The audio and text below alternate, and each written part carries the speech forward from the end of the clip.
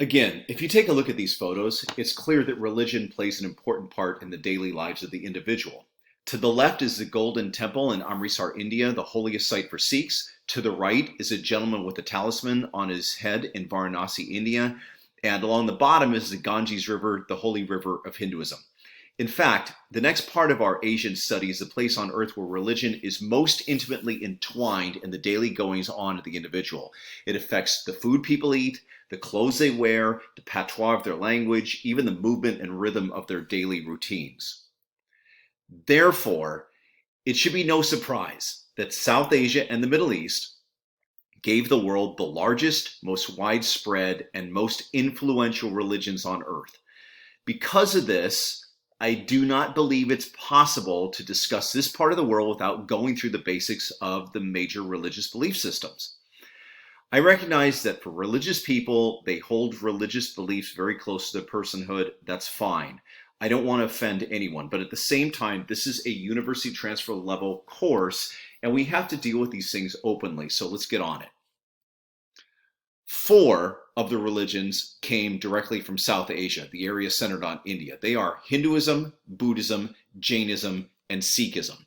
3 of them, Judaism, Christianity, and Islam, originated in the Middle East. Religious belief systems come in 2 basic forms: monotheism, which means a belief in one God, and polytheism, which is a belief in more than one God. There's a very strict line between most monotheists, people who believe in one God, and polytheism. As you can imagine, if you have 500 gods, it's easier to digest the possibility of having missed one. So from 500 to 501 is no big deal. But 1 to 2 is a big stretch for most monotheists. Religions themselves also come in 2 forms: ethnic religions, which is a religion that's concentrated amongst one ethnic group or in one geographical area, and universalizing religions, which are religions that are not concentrated in one ethnic group nor in one geographical area. The way this plays out on the ground is something like this. If someone knocks on your door today regarding their religion, that is a universalizing religion, because the goal is to get you to be part of their religion. Ethnic religions do not do that. Let's start with the religions from South Asia. I will go through the 3 religions from the Middle East, Judaism, Christianity, Islam, in some detail when we reach the Middle East. That means not in this lesson. These religions from South Asia have some commonalities. All 4 of them believe in reincarnation. All 4 of them are at least nominally vegetarian, but this varies a lot. Nevertheless, vegetarianism is very common amongst the followers of Hinduism, Buddhism, Jainism, and Sikhism, and is very common in South Asia. And 3 of them are polytheistic. We're going to start with Hinduism. Hinduism is one of the oldest religions in the world. It's at least 4,000 years old. And it's an ethnic and polytheistic religion.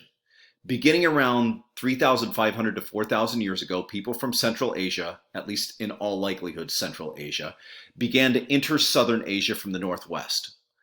Along the Indus River in what is modern-day Pakistan, at that time, there was one of the great civilizations in history, generally referred to as the Indus River Valley Civilization.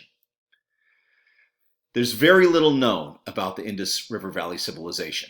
They had writing, but there's no Rosetta Stone for that, so it's not readable. They had domesticated plants and animals. They created sewer systems in their cities, which was a huge step forward. They had plumbing and other things. Anyway, the invasions by these people from Central Asia, generally referred to as the Aryans or Indo-Aryans, this has nothing to do with the Nazis, eventually played a part in the destruction of the Indus Valley societies.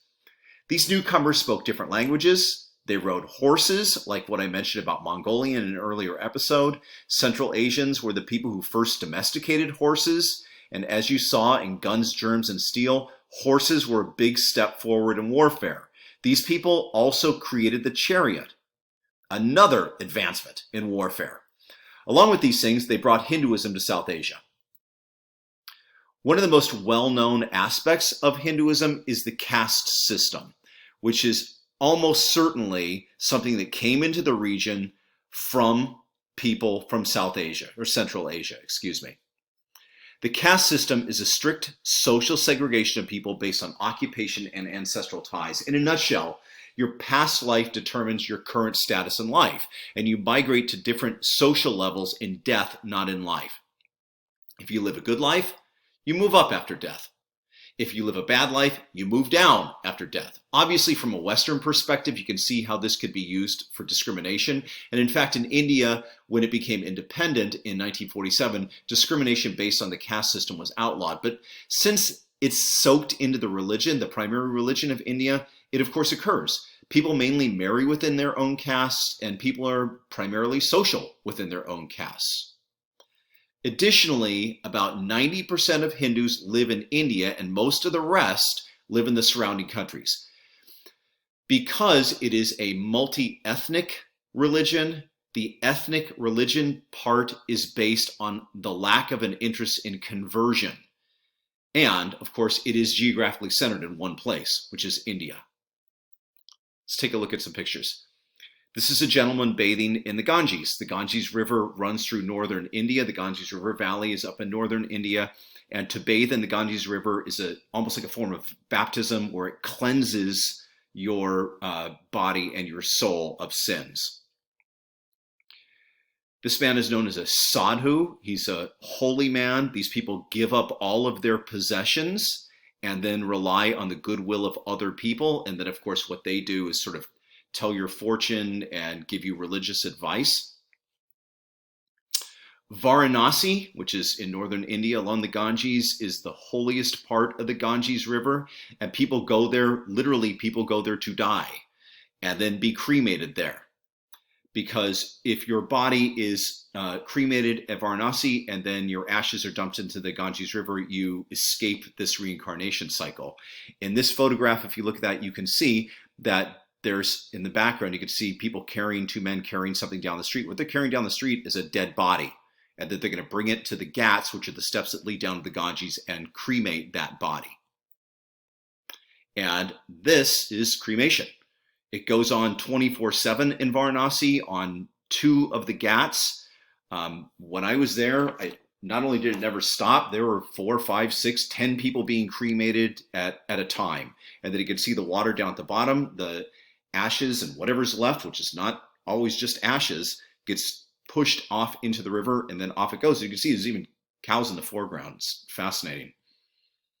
I'm going to tell you something quickly about cows. The black cow that you can see is an A1 cow, and then that lighter colored cow is an A2 cow. These two types of cows produce different types of milk, interestingly enough. If you look on the left-hand side, that's an A2 cow. The other one is an A1 cow. The way you tell the difference is the A2 cow has a hump on its shoulders and its back end is more tapered, whereas the A1 cow doesn't have this big hump and its back end goes straight down towards its hind legs. This is an A2 cow. You can see the hump and then it has a more tapered back end on it. So they make different types of milk. The A2 milk is actually easier to digest. This is from Sprouts. You can buy A2 milk. But in addition to that, because animal life is sacred with Hinduism, there's animals everywhere in India. You can see on the left-hand side, there's oxen there. These are goats. There's a monkey over on the left-hand side. The animal you see most, though, actually, is the Indian dog. There it is, the Indian pooch.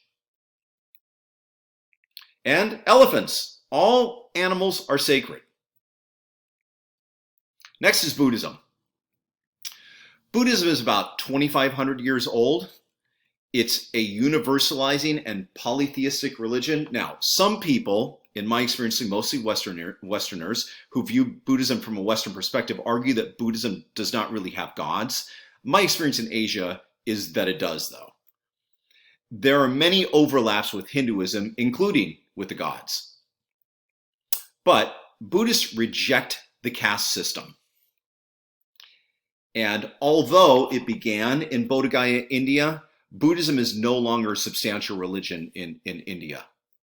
Beginning about 2,000 years ago, Buddhism began to migrate along trade routes to East and Southeast Asia. The Chinese really took to it, and since they have been seen as the great society of Eastern Asia, people emulate them, including religiously.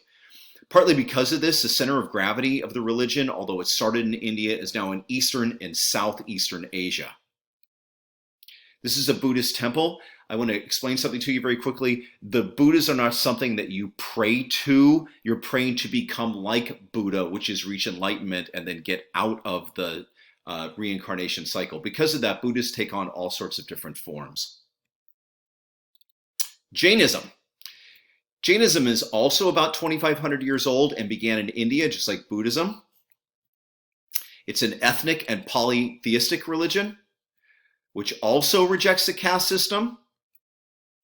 Maybe one of the best known characteristics is that they are very strict vegetarians, and they have a very strict code of nonviolence, not even killing insects. This is a Jainist temple in New Delhi, India. And interestingly enough, you can kind of see part of the letters up in the upper left-hand side. There was actually a bird hospital there because birds, like a sparrow or a pigeon that got injured, they would help the bird get back to normal health and then release it. Now, what is this? Well, this is an ancient symbol in South Asia, thousands of years old. It has nothing whatsoever to do with the Nazis, but Hitler co-opted this symbol, and now we in the West associate that symbol with the Nazis, but in reality, this is a pretty common symbol in South Asia. I've seen it actually in Egypt as well. So it's a very common symbol in that part of the world, but it doesn't have anything whatsoever to do with Nazism. Sikhism is next. This is the fourth and the youngest of the South Asian religions. Sikhism began in the 1500s, so it's about 500 years old. It's a universalizing, a monotheistic religion. So this is the one outlier because it's monotheistic. Remember, the other religions, the other three religions are polytheistic. It combines aspects of Hinduism and Islam. And the men wear the distinctive turban on their heads. This is part of the 5 outward signs of the religion for Sikh men. The reason for the turban is because the Sikh men are not supposed to cut their hair, so they store their hair in the turban. They also are supposed to wear a metal bracelet, have a wooden comb, wear cotton undergarments, and carry a small metal dagger. Okay, these are some Sikh men. You can see the turban. That's where they put their hair. They carry the dagger off to the side of their body. You can see that 2 of these gentlemen must have quite a lot of hair because they have very high turbans. I spoke to a couple of men there. Their hair literally went down to their feet. It was literally at their feet. This is the Golden Temple in Amritsar, India. You can see this is the most holy site of Sikhism. There's a man bathing in the pool that surrounds it. This is a common thing in religion, bathing in water to cleanse oneself of sins. At the Golden Temple, every day, all day long, they feed people for free. You can volunteer, as I did and my daughter did, to help them cut and cook the food. And then people are brought in one after the other and they feed them for free. This has been going on for hundreds of years. There are some other religious influences as well. Islam is an important religion in South Asia and an important religion in India. In fact, India is the 2nd largest Muslim country on earth. And in fact, the Taj Mahal is an Islamic structure. It's a mosque. And Christianity, which apparently dates all the way back to St. Thomas, and the famous beach town on the western side of the Indian Peninsula, Goa, was a Portuguese colony and has a heavy Christian influence. The Baha'i faith, which came from Persia, which is modern-day Iran, is there, and many others, including Hare Krishna, which became quite well known because of the Beatles and hippies during the 1960s. But I know a Hare Krishna here in the United States today, and I saw them in India. It seems to be primarily tied to Westerners, though. Okay, so this is the Taj Mahal. You can see that. It's a religious structure, as I said. It's my daughter there. You can see that it's a huge structure. At the same time, is this cultural appropriation, what she's wearing? Actually, the people in India were very proud that my daughter was wearing Indian clothes. They don't see it as cultural appropriation at all. They see it as a compliment. People would say, using a very kind of British way of talking, you look so smart in that. And they were really happy that you would be willing to wear their clothing. These are some people we met at the Taj Mahal, obviously Muslims. People are good people all over the world. They wanted pictures of us. We wanted pictures of them. This is a Muslim structure that was destroyed by the Hindus at one point. You can see Jesus is here. And there's the